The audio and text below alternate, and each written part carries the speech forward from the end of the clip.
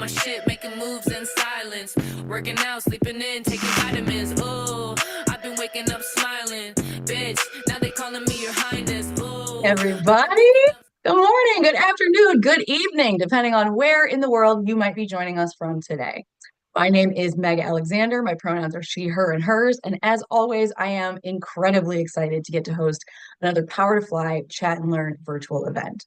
Today, we're going to be talking about going beyond no, transforming setbacks into stepping stones with Limor Bergman Gross, who's one of my favorite people to get to talk to from Power to Fly. So before we dive in, I just want to say hello and welcome to anybody who might just now be joining us.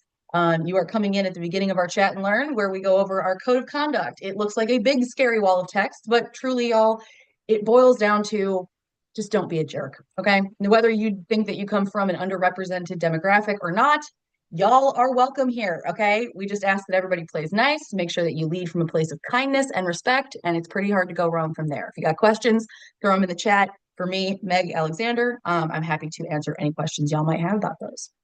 Now, this is going to give you kind of a quick lay of the land so you know what to expect from today's event. This is especially important information if today is your first Power to Fly virtual event. And if that's the case, then hi, welcome. We're so happy to meet you.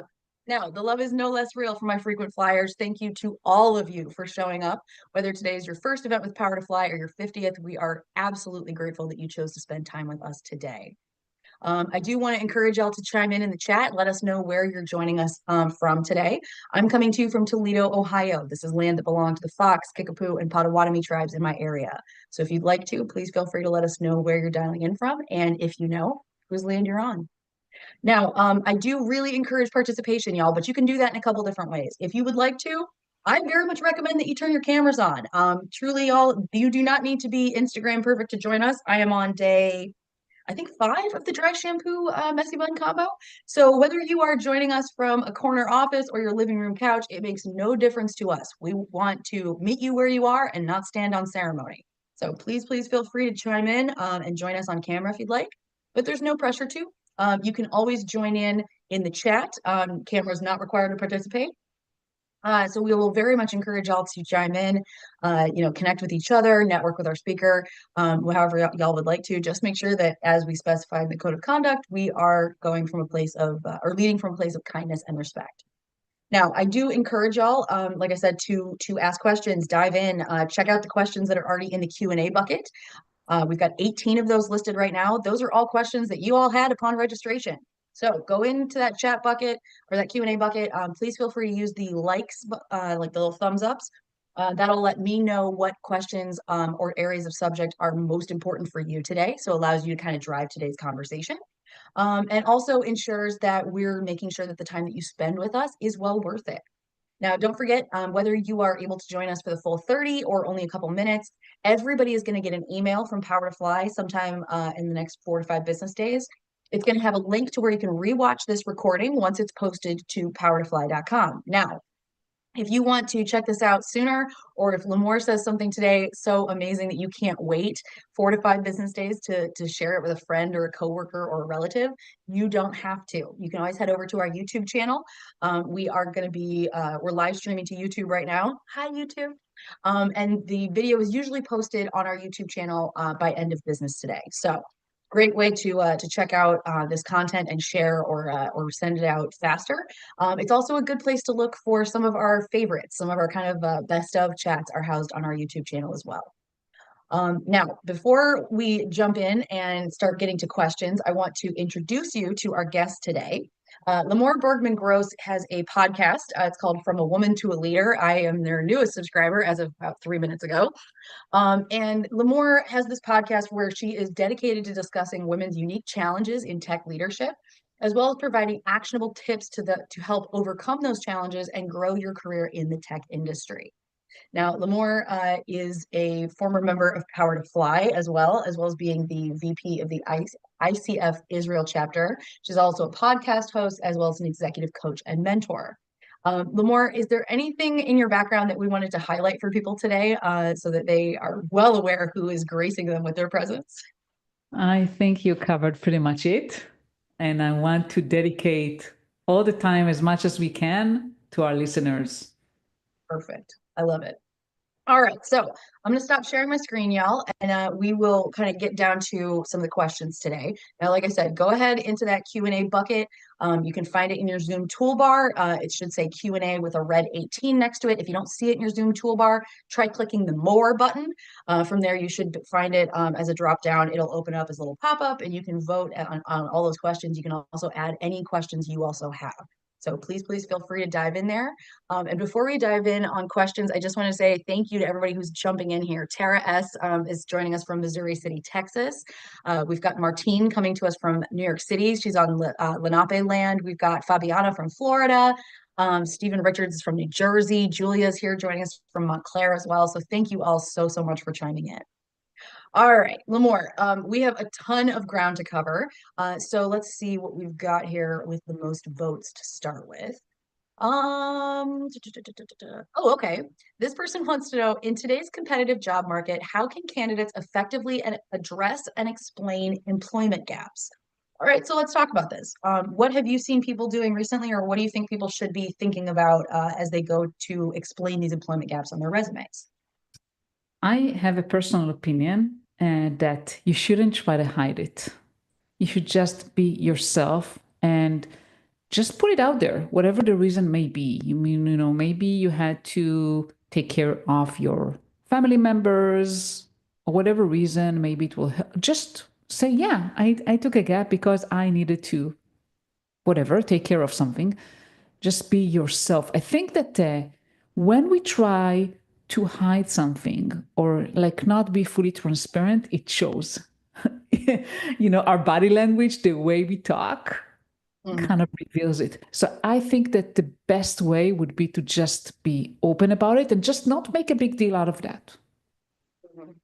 I think this is something that I feel like a lot of people struggle with, because when you're trying to especially explain a gap in employment, it's really easy to feel like you have to make someone understand or uh, make them understand or make them like see why you chose that. And from your perspective, it's not even really something you need to explain, or like, how would you recommend somebody handle that? So let's say I like mean, I do yeah, have, obviously, I yeah, think it depends how big is the gap, right? I mean, there's a difference between like a 1 year gap to a 20, yeah. right? So assuming you took like maybe 1 to 2 years gap, I think I mean, I don't think it's a big deal, to be honest with you, because like we have long careers, right? Like let's say we have 30, 40 year career. So it's like, what is the 1, 2 years? It's not like when you look at the grand scheme of things, it's not a lot. So I would say, yeah, you can give like a broad explanation. Like, yeah, I took a gap to take care of my kids or whatever. You don't have to get super personal, right? I mean, share whatever you feel comfortable with. Mhm. And that's it. I wouldn't recommend like delving into that too long. No, I think that's a good call out. And it's something that the the answer seems short to me, but that's also coming from a very Western perspective and a very American centric perspective, where like if anytime I've had more of a gap of more than like 2 weeks between jobs, I have been just racked with like, what am I going to tell them I did? Oh my gosh. And it's not even like I'm not like a corporate attorney. You know what I mean? I'm not in a position where they would expect like 2 weeks, you might have completely lost all of your skills. Like it's not a thing, but I understand culturally how it can be that pressure to explain, or that pressure to feel really bad about whatever the reason for it was, can be there and can be really strong. So I really appreciate this advice. I think that's really, really good for people to hear. Okay. Absolutely. All right. So let's change gears and look in terms of kind of if somebody's pivoting or looking to pivot or move into a new industry. What should people be thinking of when they're trying to showcase their transferable skills? Absolutely. I mean, I think this is a great question. And to be honest, nowadays, after I made a huge change in my life, right? I worked in corporate, I was like leading engineering teams for so many years, and then I switched. Um, I think it's about thinking about the company or whatever what you want to transfer for. Try to look at what companies are looking for, and then ask yourself, what have I done in the past until now? What kind of skills I have that are actually going to be valuable for them, for the employers, and share not just, oh, I know how to, whatever, but share stories. Like, you know, I may have worked in a different area, but I used to resolve conflicts on my day to day. I used to work with different stakeholders. And people told me I'm really good at whatever it was. And I think that's going to be very valuable for you because you're looking for whatever. Talk in the language of the employer and show them how you can be valuable to them. That makes sense. Yeah, absolutely. Yeah. I mean, I'm thinking of like like situations in my background, and I have transferred from very specific skill sets into completely separate industries.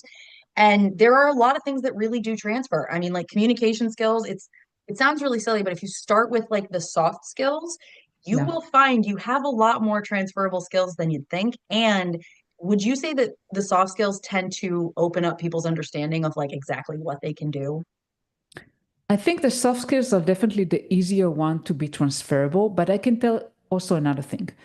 Think about it nowadays.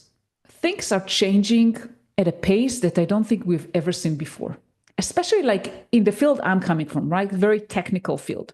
Like what I knew yesterday is not relevant tomorrow, right? I mean, everything is changing. So even if you're not changing your career, you have to constantly learn new things. Mhm. Now, if you're changing, I think what you can show, other than the obviously the soft skills, is your ability to learn new things. And what you can do, think about, okay, what have I done when I started maybe new jobs or entered specific areas that I didn't know anything about, and showcase how you were able to learn. And that can give confidence that, oh, yes, I haven't done this type of role, but I have been able to step into areas I knew nothing about and learn and grow. That shows that you're able to get up to speed with new things. Mhm. No, it makes a ton of sense. And you know, honestly, it dovetails really nicely because we've got a lot of people that ask questions about age-related discrimination in their job search. And I think this is kind of along the same lines. What do you recommend people have in mind if they think that, you know, that this might be a situation they would face? I mean, to be honest, I mean, I will be very open about it, right? I mean, age discrimination exists. We cannot say it doesn't. Mhm. I look at it that way. Think about, you know, what value do you bring? What are the things that are your competitive advantage and use them to your benefit?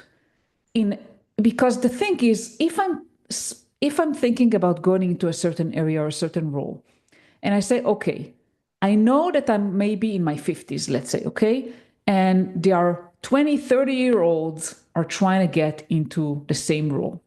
So I'm kind of competing with them. And you need to think, okay, does it make sense for me to compete with a 20, 30-year-old? Am I bringing really a competitive advantage? And think clearly about it, because in some cases you may think, well, you know what? It doesn't worth it just because like those young people, like it's not that they're better than me, but I'm not necessarily bringing something valuable. But if you have experience, let's say you work with big clients, you've done some things that really bring value based on your like maturity, your experience that you think are going to be super valuable and are differentiating you from someone younger in their career or age doesn't matter, but age in that case, highlight those. So instead of kind of trying to say I'm better than the younger people because I know better about whatever that may be, just I bring those experiences and perspectives that those young people don't have. But you need Mhm. to take into account that the employer needs to think those are valuable. It's always Mhm. think about the employer. Because the thing is, if, for example, a company is looking to hire someone and they want to hire someone younger because they want to pay less, for example, Mhm. then you cannot really argue with that, right? I mean, you can Yeah. either accept that or say, well, maybe that's not the best fit for me, if that makes sense. So try to Mhm. kind of find the areas where you feel you're bringing something that is really of value to the employer. Yeah, absolutely. And you know, it really is a situation where like, yeah, the younger kids coming up behind you, there's always going to be somebody younger in the room who knows more than you because they just got out of school, right? It's Yeah. always going to be a thing. Like a lot of my knowledge was obsolete 10 minutes after the ink was dry on my diploma. So like truly, so I mean, I think it's one of those things that if you prepare yourself for this understanding early, it comes as less of a shock, but also then you are able to think about all of the time that you have spent as a person on this planet. You have had experiences that the ignorant young whippersnappers cannot have had yet. Like we just haven't spent enough time on the planet. So Yeah. if you look at it in those terms, the extra time that you've been here has not been wasted. You've been learning things and being exposed to things that none of those younger people have been. So, what from that is going to be valuable to your employer? What can you show and highlight and say, look, they can't possibly bring you this because they haven't been on the planet this many decades. So, you know, like it's one of those things of like you said, that reframe and looking to see in this new context what is the most valuable thing, what is going to carry the most weight for you. Absolutely. One of the things we touched on earlier was like kind of keeping your skills relevant and having that continuous skill development. What are some of the ways that you manage to do this like personally? How do you make sure that you keep your skills sharp? Yeah. So I'll tell you something. I keep learning new things, and I keep experimenting with things I've never done before. So I'll give an example. Like if a client asks me I do a lot of workshops. So if I'm being asked to do a workshop on something I've never done before, okay, I may be scared. I may not feel like, okay, I don't have like the exact information of how I'm going to do it, but I know that I can do it. So I say, yeah, let's do it. So part of it is Yeah, just taking more and more challenges and looking always to grow my skills, take courses, listen to podcasts, read books. So it's like I I try to constantly learn new things and figure out what interests me, right? I mean, because today I may be interested in one thing and tomorrow that may change. no, I really like that, and I think it sounds really similar to something that I hear a lot on these chats, which is to like follow your curiosity, because it's a really easy way to keep yourself motivated, and you know if you are following what you are curious about, then it's a little bit easier to kind of keep going in that area.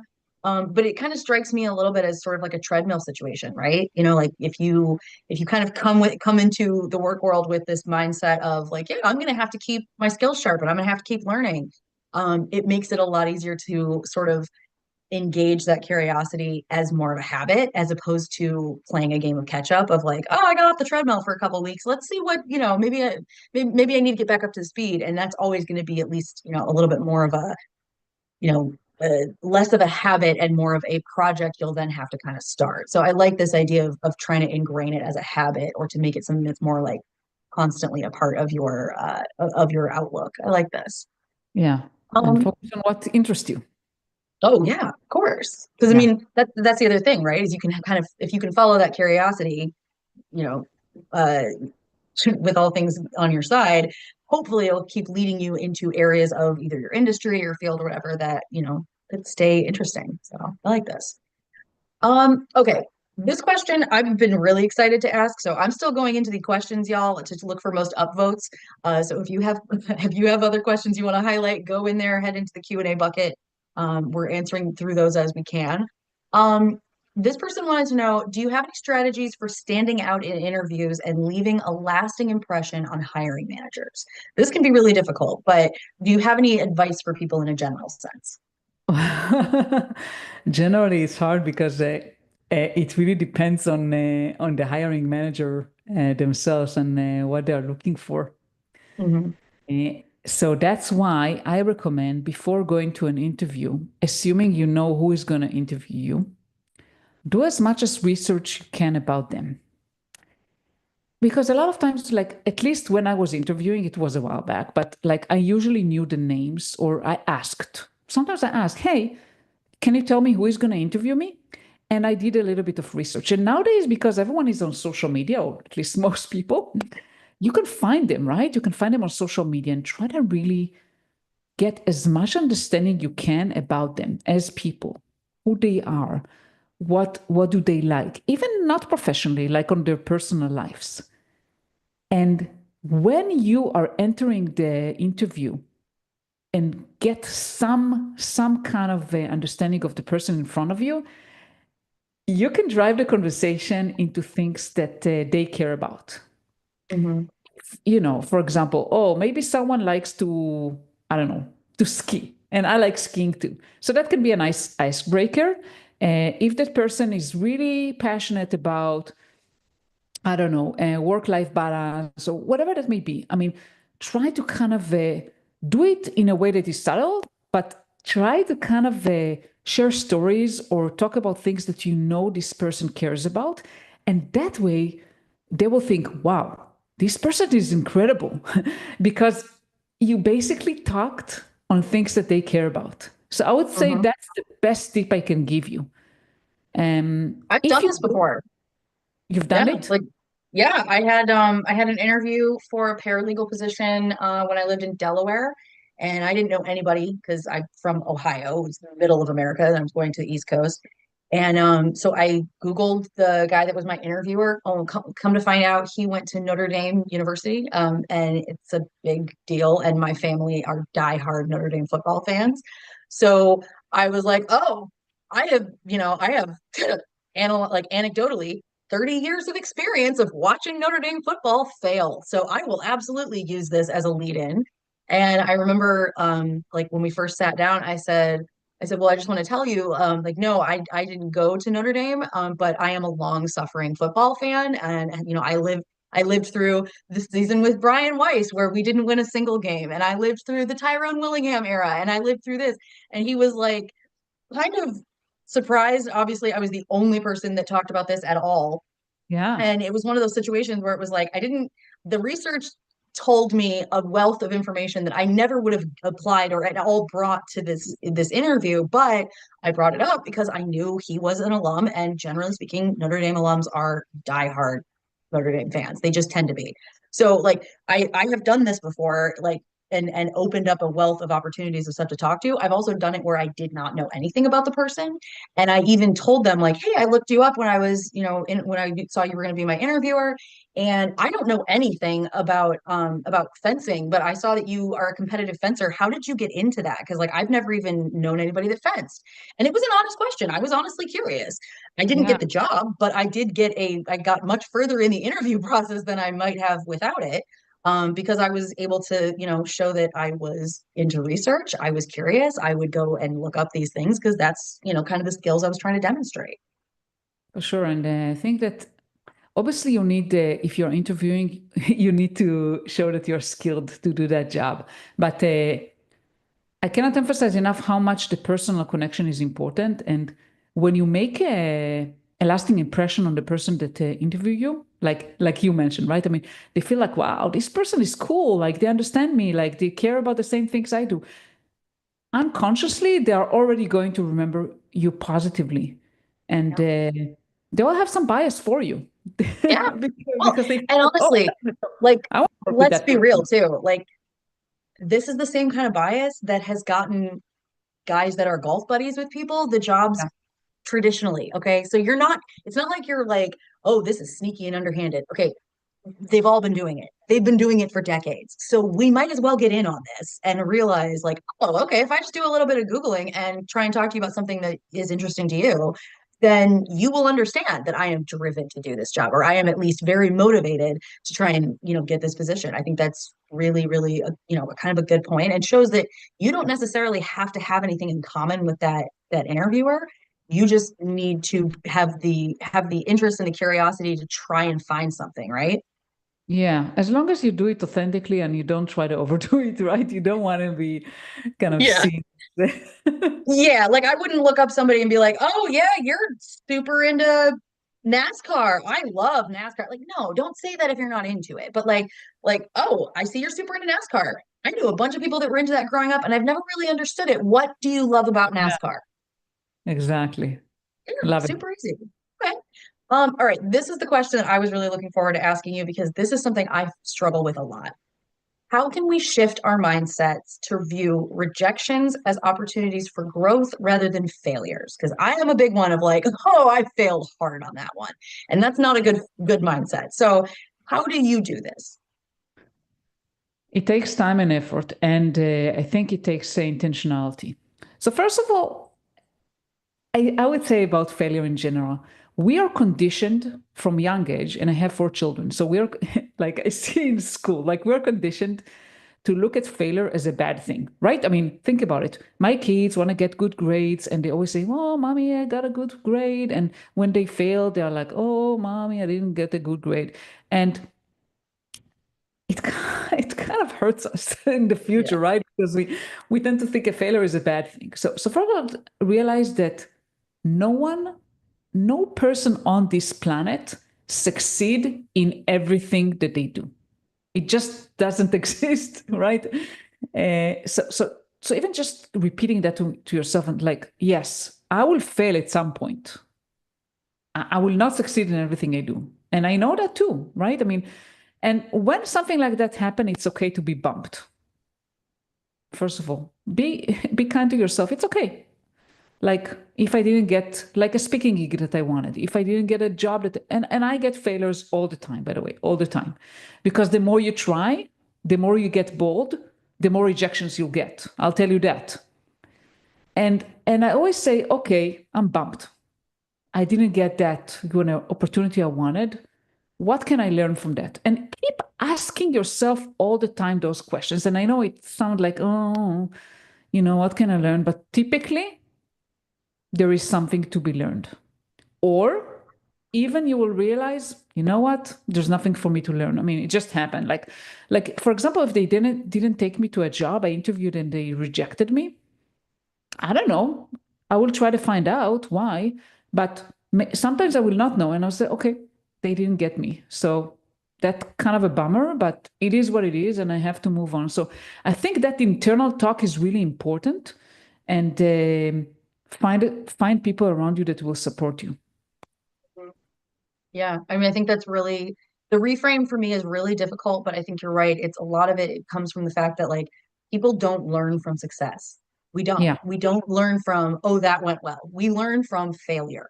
Yeah. So you're right. Like the more successful you get, or if you have any measure of like, oh, that went well, and you try and do more things, like you will probably be met with failure. That's okay. That's part of it.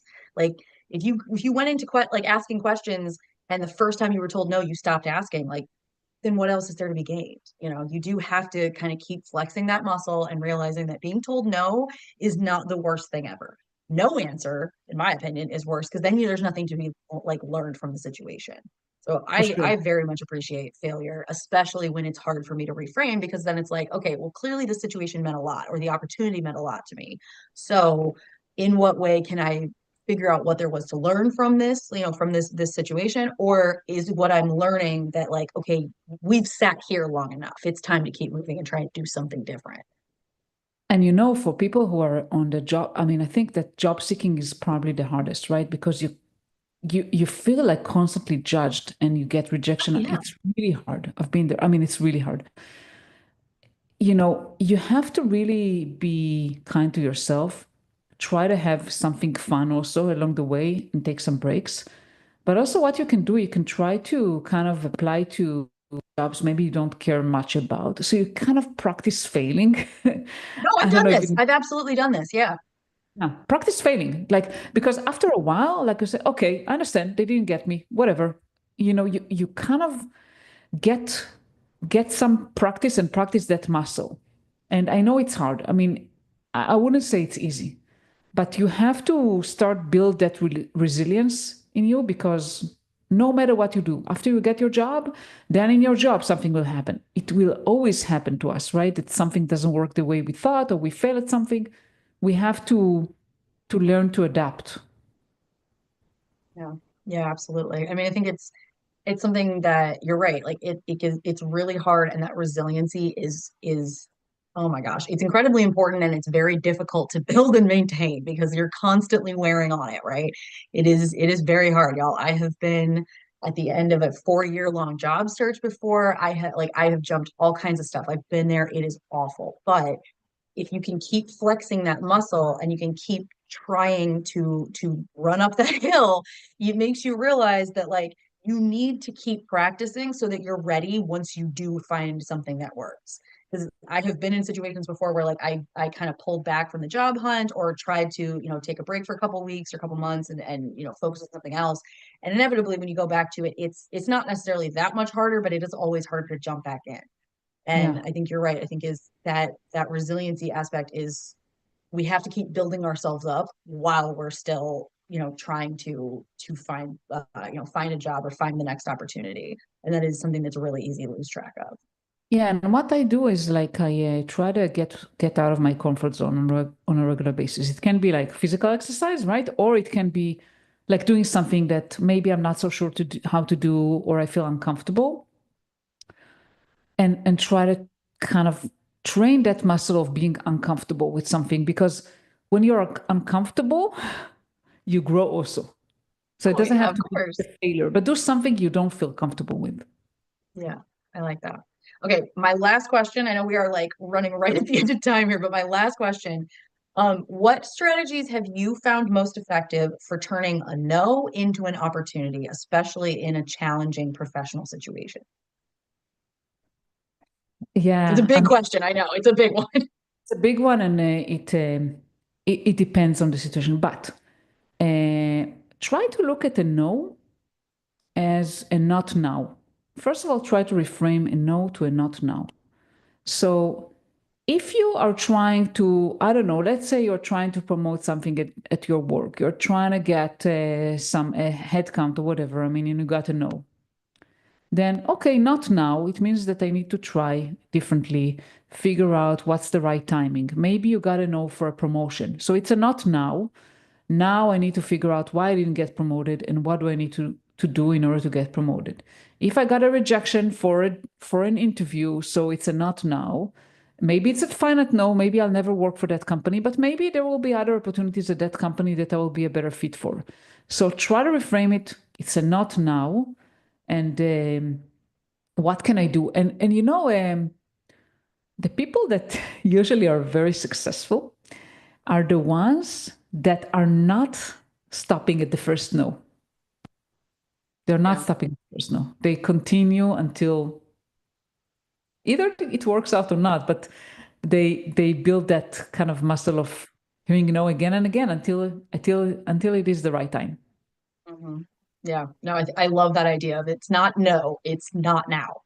And Yeah. so, like, okay, if it's not now, then why? Is it the timing? Is it the angle of approach? Is it, okay, I should be going from this subject matter into this instead? I very much like that. I think that's a much easier pivot for me, like mentally, is like instead of like no, not now, and then triage from there. I like that a lot. I think that's something that's for sure going to be helpful for me. Okay. Limor, this has been wonderful. We have not pushed your podcast nearly enough. We've been sharing links in the chat, but I want to encourage everybody to come check out your podcast. You have a new episode that's dropping, you said like today, right? So actually, I recorded a special episode just for you about rejection. So it's already on my podcast. It was dropped this morning. So go and listen. And also on LinkedIn, I published content about it. So just for you. Awesome. Well, thank you for that. Like, oh my goodness. If y'all haven't checked it out yet, Limor Bergman Gross, her podcast is From a Woman to a Leader. You can find her everywhere you can find podcasts. But truly, y'all check her out. Limor is a wealth of information. She is incredibly badass. And I've gotten the perks of getting to kind of sit back and see what you've been doing the last couple of years. And truly, it's fabulous. I cannot wait to hear more from the podcast. So thank you, Limor, for spending time with us today and sharing your expertise. We are incredibly grateful. Thank you so much. Thank you. Thank you so much, Meg. It's been a pleasure. All right, y'all. If you have not checked out Limor's podcast, please make sure you do so. There's a QR code on the slide in front of you. We're also sharing links for all of this in the chat. We'll make sure we include it in our follow-up outreach info to y'all as well. But I just want to say a massive thank you to all of our attendees. Whether today was your first Power to Fly event or your 30th, we are sincerely so happy y'all joined us. Thank you so much for coming out. If this was your first event, I sincerely hope it will not be your last, and we will see y'all back here sooner rather than later. So go out, have the day that y'all voted for, and we'll see you back here hopefully soon. Bye, everybody.